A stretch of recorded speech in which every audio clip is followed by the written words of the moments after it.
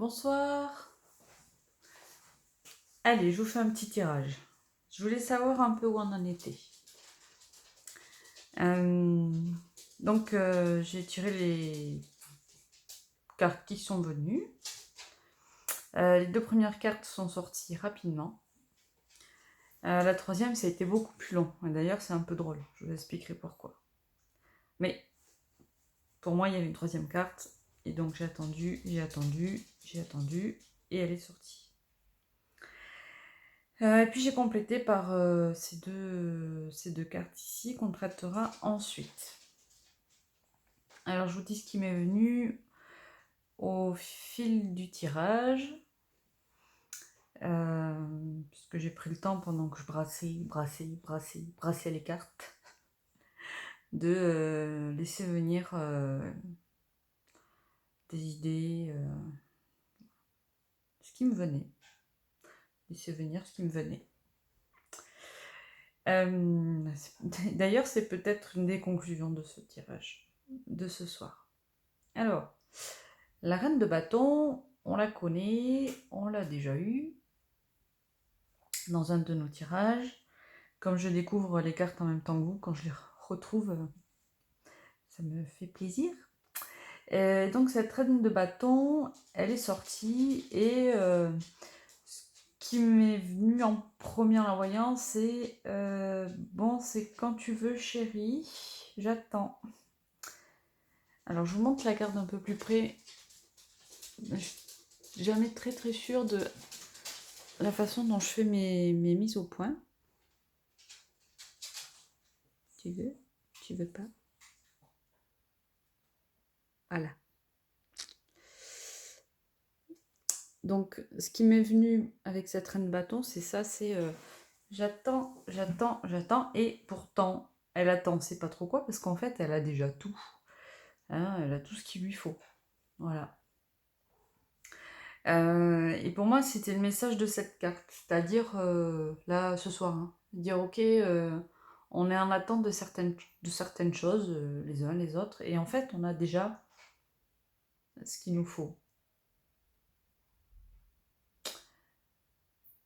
Et c'est un peu peut-être la leçon à tirer de... Enfin, en tout cas, pas la leçon, parce qu'on n'est pas là pour prendre des leçons, mais l'invitation du moment, c'est peut-être ça, c'est dire, ok, t'attends, et en fait, prends déjà peut-être conscience que t'es drapé dans un beau tissu, avec des bijoux, dans un confort certain, en bonne santé, tu prends soin de toi, etc. Vous voyez. Pour l'anecdote, comme vraiment j'ai battu les cartes un certain temps pour qu'elles sautent, et la chanson qui m'est venue, c'est J'attendrai le jour et la nuit, et j'attendrai toujours. La pauvre Dalida, elle a attendu, et il est jamais venu. Enfin, je connais pas vraiment la chanson, mais vous voyez, c'est à ça que ça m'a fait penser. Finalement, des fois, concentrer son énergie sur tout ce qu'on attend, mais peut-être qu'on ne se rend pas compte de tout ce qu'on a. Voilà. Puis est arrivée la seconde carte. Et je vais fermer ma porte.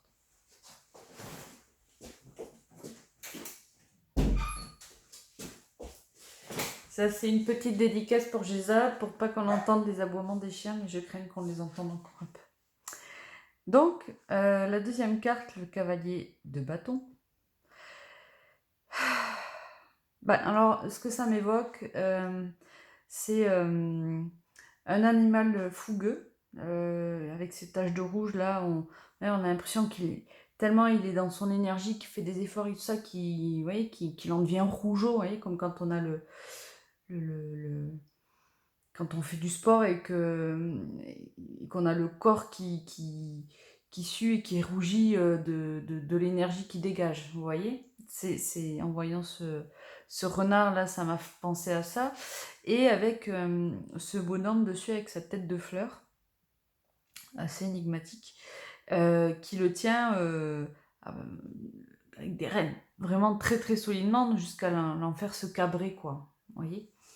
Et en regardant cette carte, moi je me sens, et je nous sens plutôt à cette place du renard, où on a envie de faire exploser toute cette énergie intérieure, et on se sent ligoté.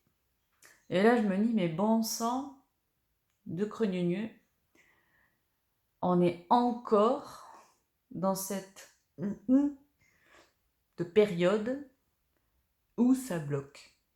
Vous savez, déjà avant l'été, on était dans des cartes qui nous disaient stand-by, stand-by, on attend, nanana. Et là, encore, on a ce truc-là à l'intérieur de nous, qu'on a envie qu'il explose et que ça soit le gros feu d'artifice et pump it up, quoi. Et en fait, non, on a un bonhomme avec une tête de fleur qui nous dit bah non, t'y vas pas, et qui nous tire sur les rênes, quoi. Voilà. En même temps, avec cette première carte, il y a quand même une invitation à dire ouais, mais peut-être arrête de vouloir te tortiller dans tous les sens et en faire des caisses, et profite de ce moment où t'es comment dire, ligoté, retenu, pour apprécier tout ce que tu as. Et ce travail sur apprécier tout ce qu'on peut avoir, c'est vachement difficile, et c'est pourtant extrêmement important pour son bonheur au quotidien. Voilà. Et donc la troisième carte a mis un temps infini à arriver. Et comme je vous disais, j'avais l'impression qu'il y avait une troisième carte. Je sentais qu'il y a une troisième carte. Des fois dans ma tête, ça me dit non, non, c'est bon. Puis des fois, ça me dit ah, vas-y, vas-y. Et là, j'ai brassé, j'ai brassé, j'ai brassé, j'ai brassé. Et c'était long, et c'était long, et c'était long. Et c'est l'ermite qui est sorti. L'ermite, c'est une carte, moi personnellement, elle me court après depuis un an et demi. L'ermite, c'est alors, ça peut être l'attente. L'attente parce qu'on est vers une fin de cycle. L'attente de la fin de cycle. Ça a du mal à se clôturer, à redémarrer.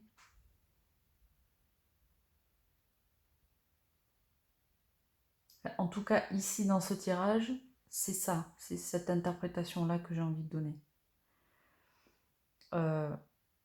L'ermite, il est peinard, hein, il est confort.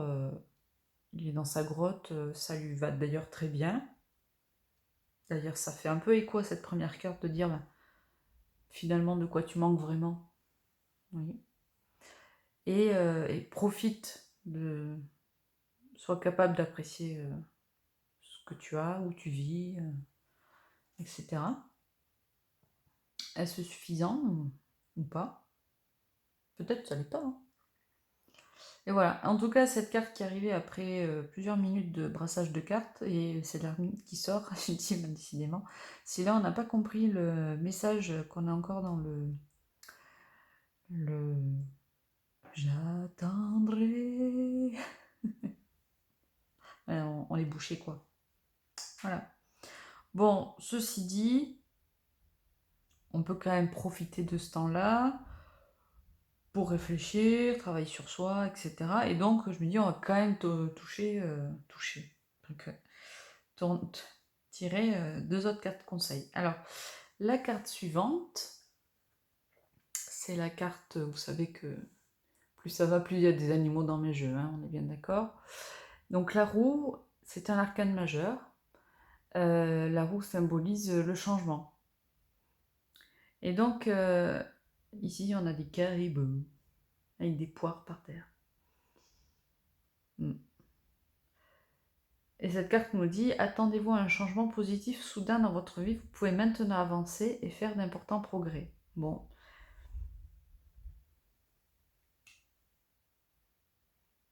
On peut la voir comme une issue. Moi, en tout cas, je la vois comme ça. Ça veut peut-être dire que l'issue, elle va être un peu tout d'un coup, tout de suite, hop. Vous voyez? En plus, ça peut arriver d'un endroit où on la voit pas arriver. Ça aussi, c'est un message qui me revient régulièrement en ce moment. Quand je regarde des choses pour moi. Et je le retrouve ici pour le groupe.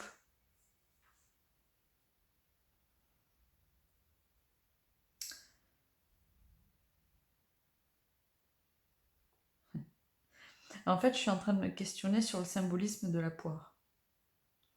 Puisque vous voyez qu'il y a des poires dans l'arbre et il y a des poires par terre.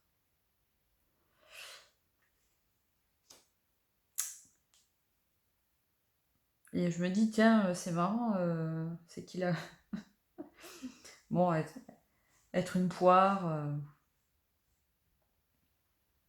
Finalement, peut-être qu'en ayant été patient et réfléchi, pas pressé d'agir, mais on a pu rester accroché à l'arbre et on va être prêt. En tout cas, pour le tour d'après. On sera toujours dans notre arbre, nourri par l'arbre, et donc prêt à profiter du tour d'après.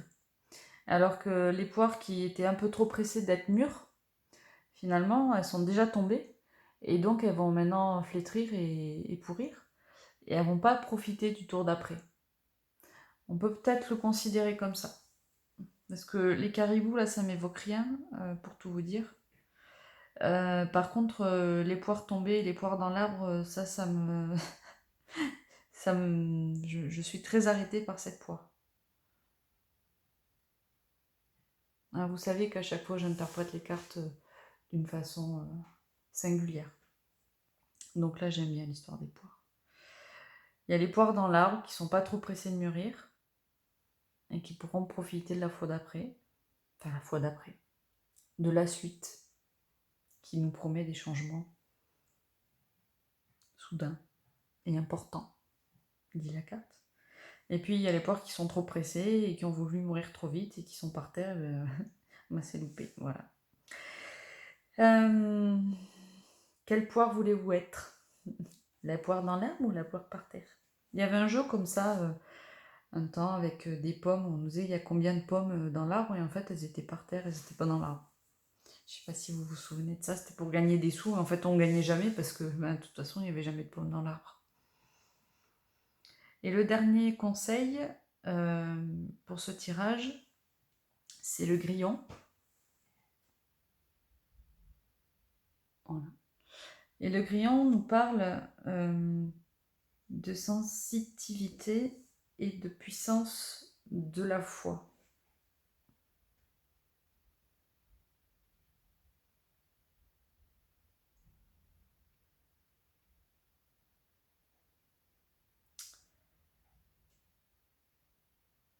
Cette carte, elle nous invite à être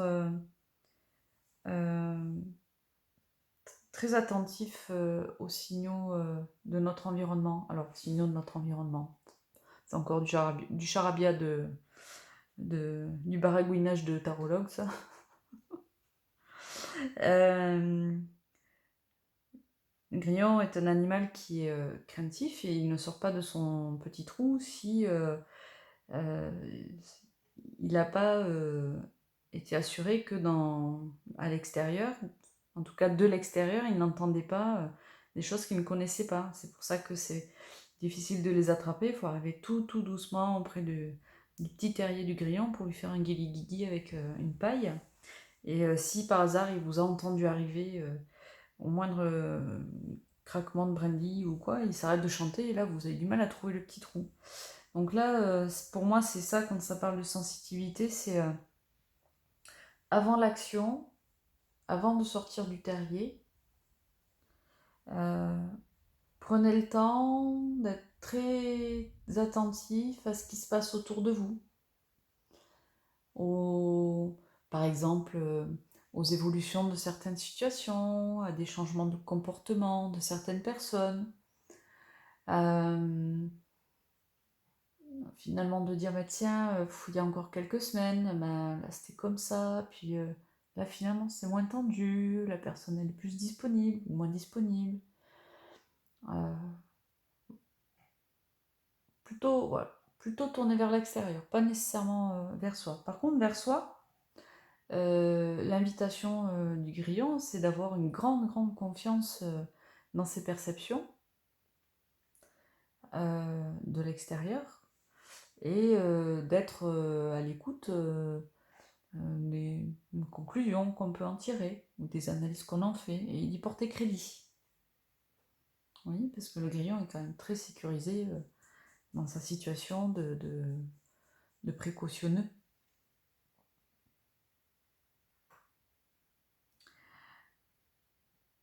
Donc voilà, être à l'écoute des évolutions de son environnement. Alors, je peux vous donner un exemple. Cet après-midi, j'étais en comité de direction et en fait, sur certains dossiers, j'ai pris le parti de mettre un peu en retrait pour me préserver. Voilà, pour me préserver. Et puis en fait, de me mettre en retrait sur ces dossiers, j'ai plus le temps de regarder les gens autour de moi et de me rendre compte de leur situation par rapport à ces dossiers en question. Et finalement, ça me permet de réajuster mon opinion sur ce qui s'est passé autrefois et comment ils ont vécu les choses, etc.